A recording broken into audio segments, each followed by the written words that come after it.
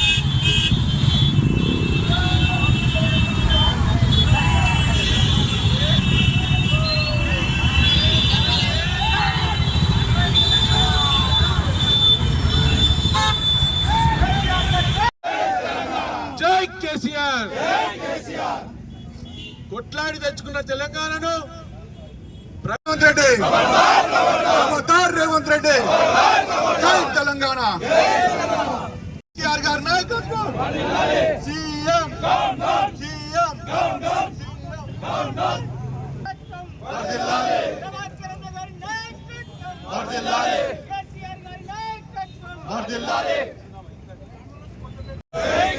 Down down Revanth Reddy CM ఇప్పుడు చింతా Sai చేపడుతున్నటువంటి sit విచారణను సదాశివపేట పట్టణ ప్రజల తరపున తీవ్రంగా ఖండిస్తూ ఈ నిరసన తెలుపుతున్నాం.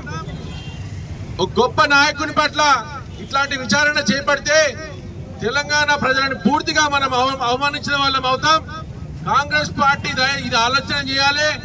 కాంగ్రెస్ పార్టీ కేసీఆర్ గారిని అవమానించి ఏదో పైశాచిక ఆనందం పొందామనుకుంటుంది. కాకపోతే ప్రజలంతా గమనిస్తా ఉన్నారు. కేసీఆర్ గారి పైన, టిఆర్ఎస్ పార్టీ పైన నమ్మకం వెయ్యింతలు పెరుగుతుంది. రానున్న మున్సిపల్ ఎలక్షన్స్ లో కూడా ప్రజలు నిర్ణయం చేసుకున్నారు. కారు గుర్తుకు ఓటేసి కేసీఆర్ గారి నాయకత్వాన్ని బలపరచాలని ప్రజలంతా నిర్ణయించుకున్నారు. కాంగ్రెస్ పార్టీ ఈ పైశాచిక ఆనందం పొందడం మానుకోవాలి. గతంలో కేటీఆర్ గారి పైన, హరీష్ రావు గారి పైన కూడా విచారణలు చేపట్టారు. ఏం సాధిస్తున్నారు వీళ్ళు విచారణలు చేసి? ఏం జరిగిందని? గత 10 ఏళ్ళలో జరిగినంత అభివృద్ధి స్వతంత్రం వచ్చిన తర్వాత మనం చూడలేదు. దయచేసి ప్రజలంతా గమనించాలి.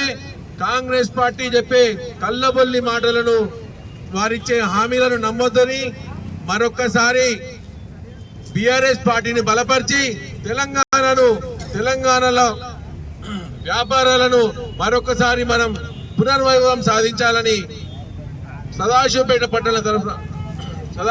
పట్టణ ప్రజలందరినీ కోరుకుంటూ ఈ సిట్టు విచారణను తీవ్రంగా వ్యతిరేకిస్తూ ఖండిస్తున్నాం. జై తెలంగాణ. आज कांग्रेस पार्टी झूठे वादे कर तेलंगाना में हुकूमत लाकर रेवंत रेड्डी की सरकार ने जो 6 गारंटियां बोल के तेलंगाना के पब्लिक को जो हौला बना रही है, हम उससे बोले तो गाने में बोलेंगे तो लोग रेवंत रेड्डी साहब के गाने में పాత రోజులు తీసుకొస్తా అని పాఠాలను ఉన్నాయని, అందుకోసం పాత రోజులు తీసుకొచ్చినామని ఈ కాంగ్రెస్ కార్యకర్తలు చెప్తున్న మాట ఇది. పాత రోజులు అంటే తెలంగాణ రాకముందు గల ఆ ప్రభుత్వం ఉన్నప్పుడు పాత రోజులు ఎట్లా ఉంటే, కరెంట్ లేకుంటే, तो पाता रोज ला रहे बोल के पुराने दिन ला रहे बोल के बोल रहे, जैसे कि किसानों को करंट नहीं रहता था, वो हिसाब में आज भी तेलंगाना की आवाम को वैसी बेवकूफ बना रहे।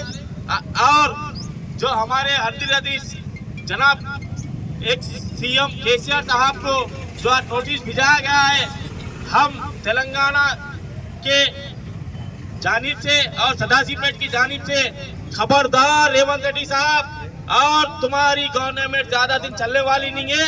तुम्हारे झूठे वादे 6 गारंटियां भी झूठे वादे हैं, वो भी नहीं चलने वाले हैं इंशाल्लाह। ये अब म्युनिसिपल इलेक्शन में बीआरएस के काउंसलर ही आएंगे, बीआरएस का झंडा ही चढ़ाएंगे म्युनिसिपल चेयरमैन। और ये भी बोल रहा हूँ झूठे बात जो कांग्रेस गवर्नमेंट कर रही है आज बीआरएस के ऊपर सीएम केसीआर साहब के जो नोटिस दिए हैं उसको रिटर्न लेना। खबरदार कांग्रेस गवर्नमेंट। మన ఉద్యమ నాయకుడు 10 సంవత్సరాలు